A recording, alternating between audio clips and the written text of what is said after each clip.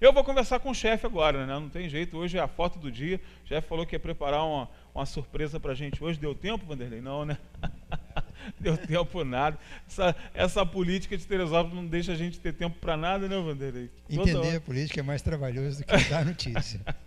Vanderlei falou aqui há algumas semanas, né, que de tédio a gente não morre, né? E realmente, toda semana tem uma novidade, né, Vanderlei? Ontem foi só um capítulo a mais, né? Só um a mais. Ontem, né? foi marcado o julgamento de um caso de um vereador da Bahia, um caso de 2010, onde o vereador já perdeu 2 eleições seguidas, não está nem no processo mais, mas a esse caso foi ligado a nossa liminar, né? Liminar do nosso Gilmar Mendes.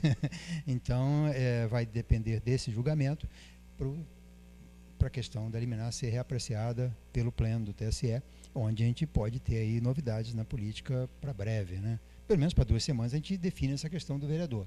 No dia 21, com essa apreciação, fica definido, né? Que é um caso em que o ministro Gilmar Mendes, né? A gente fala aqui da liminar do Gilmar Mendes, o que o Gilmar Mendes fez, né? Já que esse caso subiu, né, e foi postergado com relação, né, à sua definição, e está demorando tanto para definir, o Gilmar Mendes falou assim, não, então o prefeito fica no cargo, né, ele que é uma pessoa tão boa, né, o Gilmar Mendes é uma pessoa conhecida pela sua, né, arbitrariedade, vai lá e fala, não, você fica no cargo até que esse caso aqui que é parecido com o seu seja julgado no pleno, né?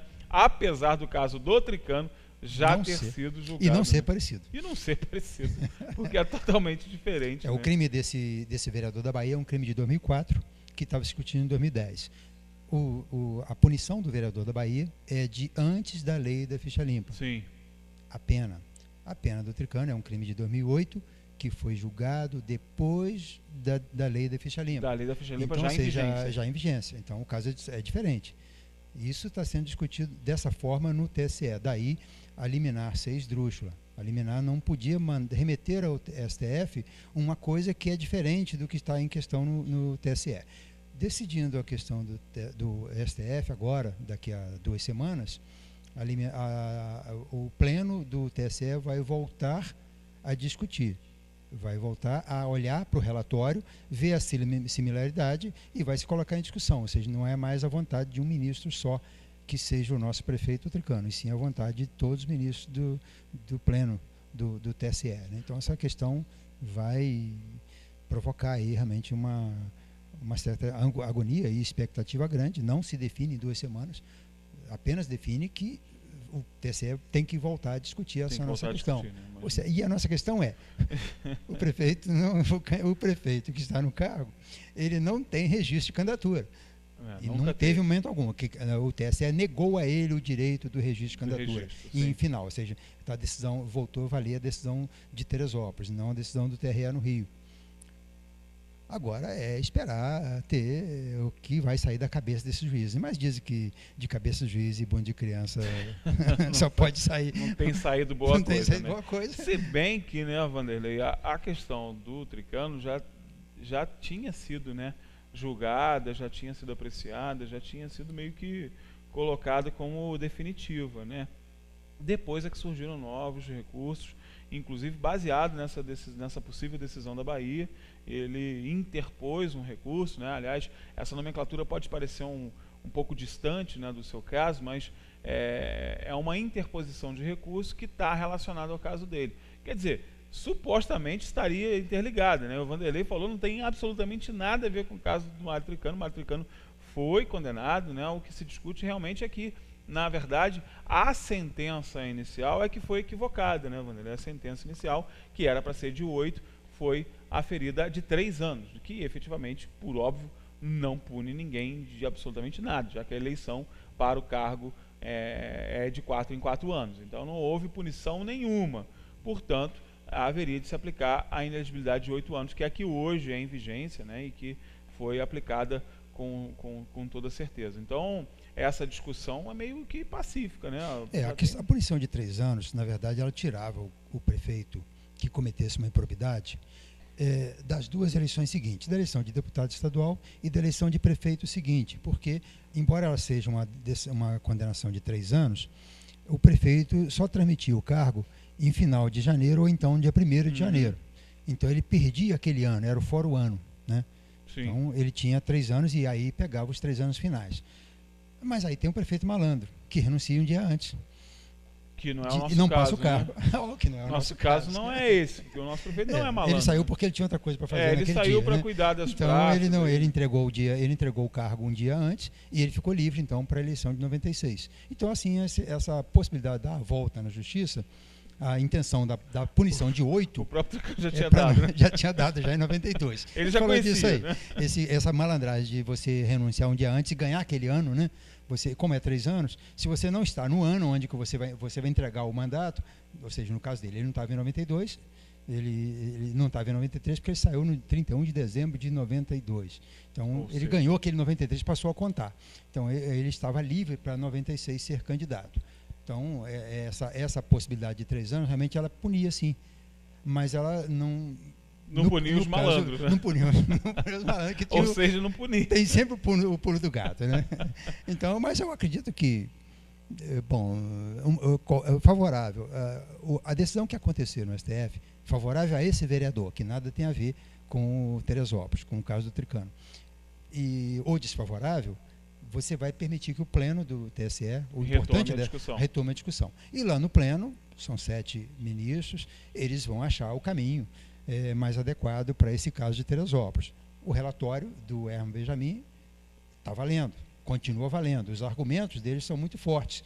Não há indícios, a não ser na cabeça do Gilmar, de que o prefeito sem registro, com registro negado, pode assumir. Né? Essa é uma decisão liminar que vai ser rediscutida no TSE nos próximos meses. Né? Não deve acontecer para o próximo mês agora, nem daqui a 2 meses, daqui a 3 meses, mas certamente que até o finalzinho do ano, início do ano que vem, nós teremos novidade de nova eleição. E nova eleição não é nada de novo no Brasil, não. Nós já temos aí quase 40 eleições realizadas Brasil afora. No último fim de semana nós tivemos, né? 3 Tivemos 3 eleições. No Sul, agora em breve, em Pescaria Brava, a gente vai ter uma eleição curiosa. O prefeito de lá ganhou por 1 voto.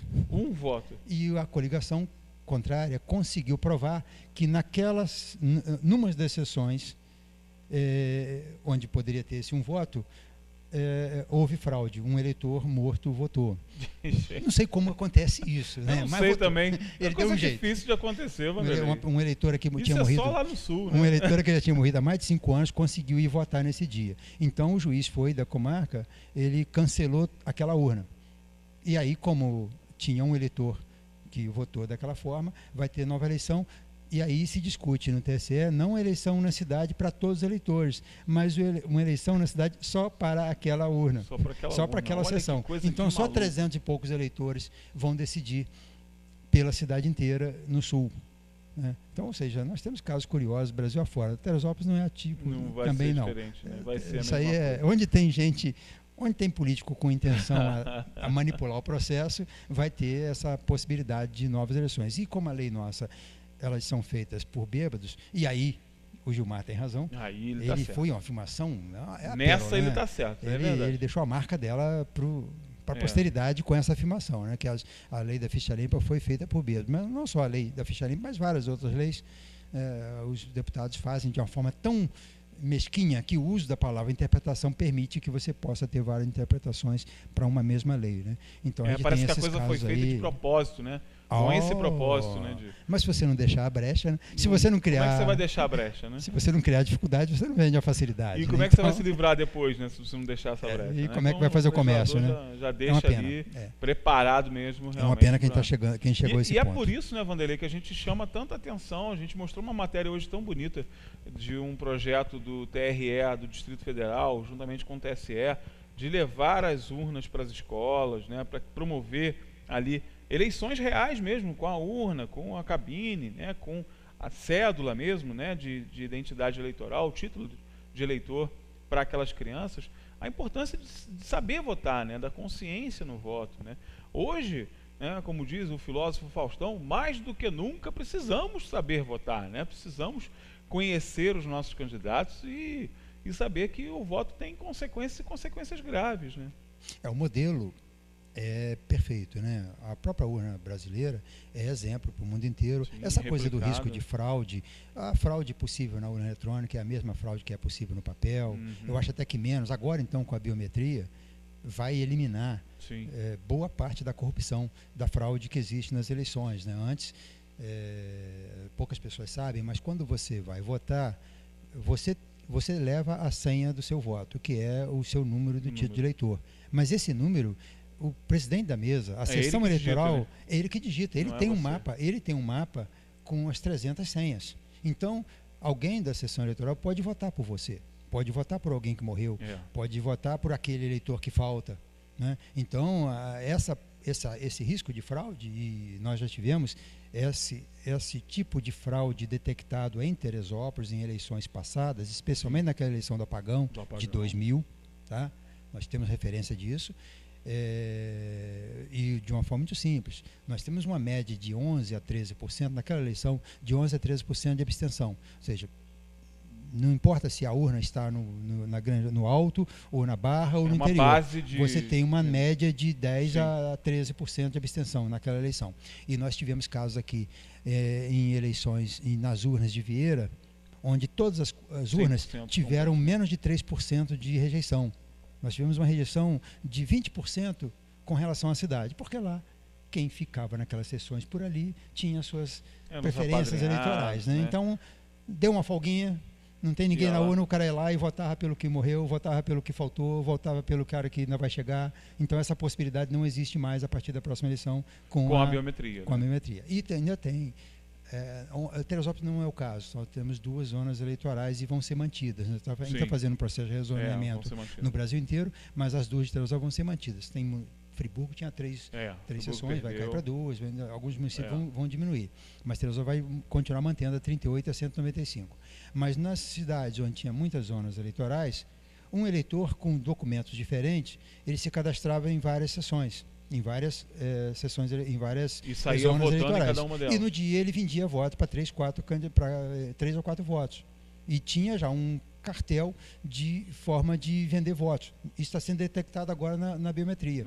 Pouca gente tem muita ciência dessas informações com relação à biometria, mas estão sendo detectados lugares onde tem assim 100 eleitores com 10 títulos, 80 eleitores com 8 títulos. Foi detectado em Mato Grosso um eleitor com 58 títulos. Um eleitor, porque ele foi detectado na digital. Ele tem vários nomes diferentes, vários endereços diferentes. Mas é a mesma pessoa. É a mesma pessoa, porque a digital detectou isso. Então, todos esses títulos em duplicidade vão ser cancelados. Então, nós vamos ter uma eleição muito mais segura. Então, as pessoas saberem disso, é um mundo novo. Não adianta. Daqui a pouco não vai ser mais a biometria, vai ser através da análise ótica. Então, você tem essas possibilidades de avanço. Então, você votar no papel é só para americano que gosta desse modelo maluco. Tradicionalista, né? Tradicionalista. Muito tradicional. E é importante lembrar também, né, que se o seu candidato, né, faz uso desse tipo de artimanha, se você tem consciência de que o seu candidato faz uso desse tipo de artimanha, já é um motivo para você não votar nele, né? Pelo amor de Deus. A gente está falando isso aí já há longo tempo, né? Se o cara não consegue respeitar a lei no processo eleitoral, imagina o que ele não vai fazer ordenando toda a receita de um município, né? Ou então ordenando lá o nosso processo legislativo. Então, muito cuidado, né, gente? Chegou a hora da gente aprender a votar, porque na verdade já passou da hora, né? Exemplos de que o seu péssimo voto, ou seu voto inconsciente, ou seu voto em troca de alguma coisa, traz malefícios para a sociedade. A gente está vendo aí, né, a dar com balde, né? É só abrir a página do jornal todo dia de manhã que você vai ver que o que não falta hoje é exemplo do quanto o seu voto mal empregado lhe traz malefício. A Operação Lava Jato está aí, a Prefeitura de Teresópolis é um exemplo claro disso, né? 35.100 teresopolitanos caíram numa pegadinha das mais perversas já feitas aí no nosso município. E quem que está pagando a conta dessa pegadinha até hoje? Todos nós. Todos nós estamos pagando a conta dessa pegadinha que 35.100 eleitores caíram, né? Uma pena, né? Se você quiser comprar um carro a prazo, uma televisão, você vai chegar na loja, escolher o modelo e vai passar o seu crediário. Se o seu crediário não passa, você não leva a televisão. Aqui em Teresópolis, você vai para a eleição, o seu crediário não passa, seu nome está no SPC, e o cara vai ser candidato e vai recorrendo, e agora como é que fica? Depois que já usou o mandato, depois que já fez as maldades que fez, depois que quebrou a cidade, aí vai dizer que não pode ser prefeito mais não, que realmente ele não podia ter registro. Então, na verdade, hoje, o grande culpado pelo nosso caos político, por esse caos da cidade, é a Justiça Eleitoral, que tinha que ter mecanismos onde as regras fossem realmente obedecidas. Até o dia tal é a convenção, até o dia tal é a hora de apresentar o documento. Não passou no Serasa, seu nome não passou, não pode ser candidato, vai se limpar e vai participar da próxima eleição. Então, hoje, é claro que o eleitor tem sua culpa, porque ele não avaliou, ele foi pela emoção. Também os candidatos eram muito ruins, né? Nós tivemos 8 candidaturas muito ruins e 8 candidatos que não estavam preparados para o voto, né? Ou seja, eles não tinham esse potencial de conquista do voto, né? Então, realmente, os candidatos também tiveram a sua parcela de culpa, talvez o maior culpado fossem eles. Mas a Justiça Eleitoral, se ela fosse realmente, se ela praticasse a lei, ela fizesse cumprir a lei e ela tivesse os mecanismos, jamais poderia deixar que um recurso no TRE permitisse que o candidato fosse à urna e depois uma liminar esdrúxula de Gilmar fosse permitir que o cara tomasse posse, né? Então, a gente é vítima da Justiça Eleitoral, primeiro plano, dos candidatos que não tiveram a consciência de que havia o risco dessa possibilidade de fraude, que nós vivemos uma fraude eleitoral hoje. Nós temos um prefeito sem registro de candidatura em exercício do cargo, é uma fraude. Ele tem que ter ciência disso, né? Ele manipulou o processo, ele com apenas 35 mil votos ganhou de 50 mil votos dos outros 3 candidatos juntos, né? Os 4 candidatos finais não contam, mas nós tivemos aí 4 candidaturas razoáveis disputando a eleição passada, e a gente tem que estar ligado a isso, né? Está aí a importância da imprensa de esclarecer isso e das pessoas quererem ser esclarecidas, né? Nós temos políticos, os políticos são a essência do povo. Se nós temos políticos ruins, o eleitor também foi ruim para escolher essas coisas ruins, né? O eleitor não tem essa noção de que o político está lá para decidir a saúde dele, a educação dele, a segurança dele, a rua em que ele tem que ter essa dimensão. Poxa vida, né? Nós produzimos para pagar essas castas privilegiadas que nos joga o caos, né? Que nos impõe o caos, né? Nós temos agora nós temos esse maluco ditador da Coreia do Norte que está fazendo uma bomba e fazendo míssil, ameaçando o mundo. Esse paizinho... Que é menor que o Rio de Janeiro. Ele é 400 vezes menor que o estado do Rio de Janeiro. Esse é um paizinho, é metade de uma ilha, porque é um arquipélago que divide em 2 partes, a Coreia do Sul e do Norte, naquela realidade ali da Coreia, próxima ao Vietnã. Então, ou seja, é possível sim você fazer o progresso de um lugar, mas tirando a corrupção e escolhendo as pessoas corretas. Não que esse ditador seja, mas esse pelo menos... Ele sabe da projeção, né?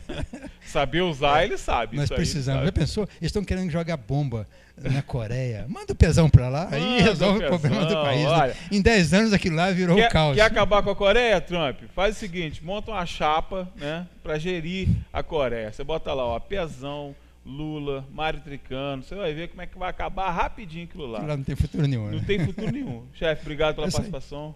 Amanhã estamos de volta. Amanhã estamos de volta com a foto que eu te prometi. Aí sim, amanhã tem... se a política deixar, né? Se não cair mais nenhuma Deixa, não, até amanhã já acalmou isso aí. É isso aí. E para você que nos acompanhou até agora, muito obrigado pela sua participação, muito obrigado pela sua escolha. Amanhã tem mais. Lembrando, né? Quer nos acompanhar ao vivo, 10 ao meio-dia, de segunda a sexta-feira, é o nosso encontro marcado. Mas também fique à vontade para nos ver nas reprises e também no nosso canal no YouTube. Não se esquece. Se inscreva no nosso canal do YouTube para receber as nossas notificações. Uma excelente terça-feira para você e até a próxima. Jornal Diário na TV. Oferecimento. Hospital São José. Tudo pela vida. E Segue Rio Gás Natural Canalizado. Fornecimento contínuo de qualidade de vida.